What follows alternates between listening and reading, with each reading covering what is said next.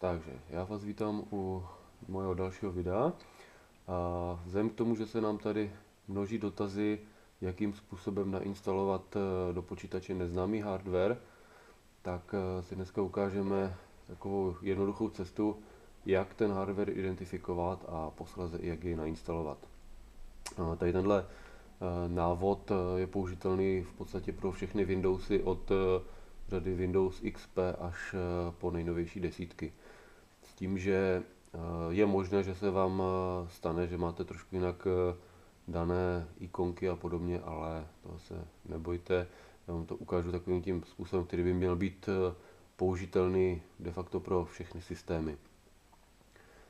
Nejjednodušší cesta je dát si v menu Start na počítač nebo tento počítač pravým tlačítkem a dát zpravovat. Nicméně v Windows 8 a 10 je to menu Start trošku jiné, takže já vám to ukážu ve formátu, v jakém to najdete určitě.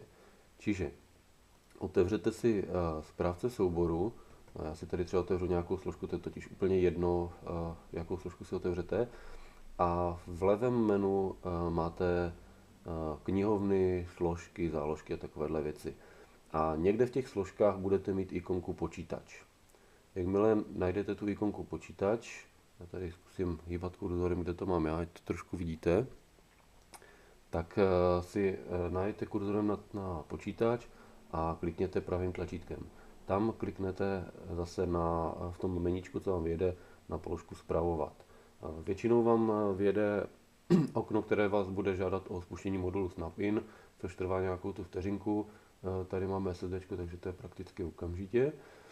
Tak a otevře se vám okno, ve kterém vy vidíte zprávu toho počítače. V tom okně zase máte to rozdělené na 3 části, máte tam nějaké levé menu, máte tam uprostředka nějaké informace a vpravo akce. Vás zajímá to levé menu, kde dáte správce zařízení, je to 5., někdy 6. položka. A tady už vidíte potom, že se vám uprostředka objeví jako kdyby stromeček se seznamem hardwareu. Já jsem tady do tohle počítače úmyslně zastrčil jeden kus hardwareu, který tady není nainstalovaný, ať to vidíte, jakým způsobem to funguje. Takže najedeme si na to neznámé zařízení. Ono je to většinou ukázané tak, že tam máte buď to červený křížek, nebo trouhelníček s vykřičníkem, nebo nějakou šipečku, otazníček a další věci.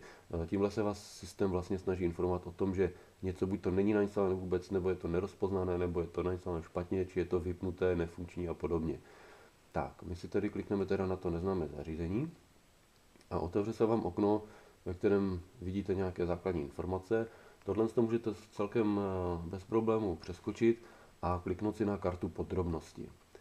Jakmile si rozkliknete tu kartu podrobnosti, většinou vám tady vyjede vlastnosti jako ID hardware nebo ID compatibility. Dáte si tam, pokud už nemáte, tak si tam kliknete na ID hardwareu a objeví se vám nějaká hodnota. Buď to tam máte PCI lomeno ven, nebo v tomhle případě, kdy je to připojené přes USB, tak tady máte napsané USB lomeno vid a podobně. Vy si kliknete, většinou stačí ten první řádek, a buď to dáte Ctrl+C a uložíte si vlastně ten první řádek do schránky, anebo pravým tlačítkem a dáte kopírovat. Pak je jedno, jestli dáte storno, OK, to je v celku nepodstatné. Tak, v momentu, kdy to máte uložené ve schránce, si otevřete nějaký prohlížeč. Tady je samozřejmě nutné zmínit, že pokud vám najde síťová karta, tak tato věc bude složitější, protože to budete muset opisovat ručně do nějakého počítače, kde máte internet. Tak, já si tady vložím ze schránky přes Ctrl+V vlastně ten první řádek, co mi to tam označilo. A v tu chvíli já už tady vidím nějaké takové návrhy, co by to mohlo být. Jo, a hned vlastně tady vidím, že se jedná o nějaký Bluetooth CSR adapter. Takže není nic jednoduššího, než si najít přesně ten adapter. Já tady v tomto případě třeba mi to tady navrhuje Asusy, ale já vím, že výrobcem toho adapteru je Trust, protože to na tom je prostě napsané. Jo. Nicméně, i kdybych použil ten ovladač Asus, tak to určitě fungovat bude.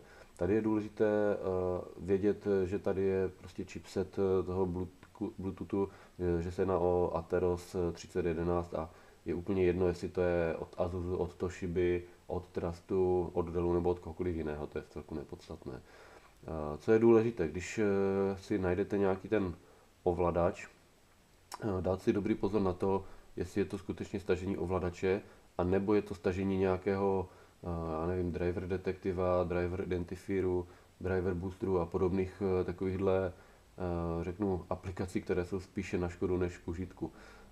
Tam je problém toho, že většinou vám to zahltí počítač s různým bloatwarem nebo v horším případě i zavíruje, takže spíše si najďte na prostě výrobce toho hardwareu, případně výrobce základní desky a tam už si to potom najdete podle toho, že už víte, o jaké zařízení se jedná, jo? Že tady je to třeba Bluetooth, jo? A tím pádem víte, co máte hledat.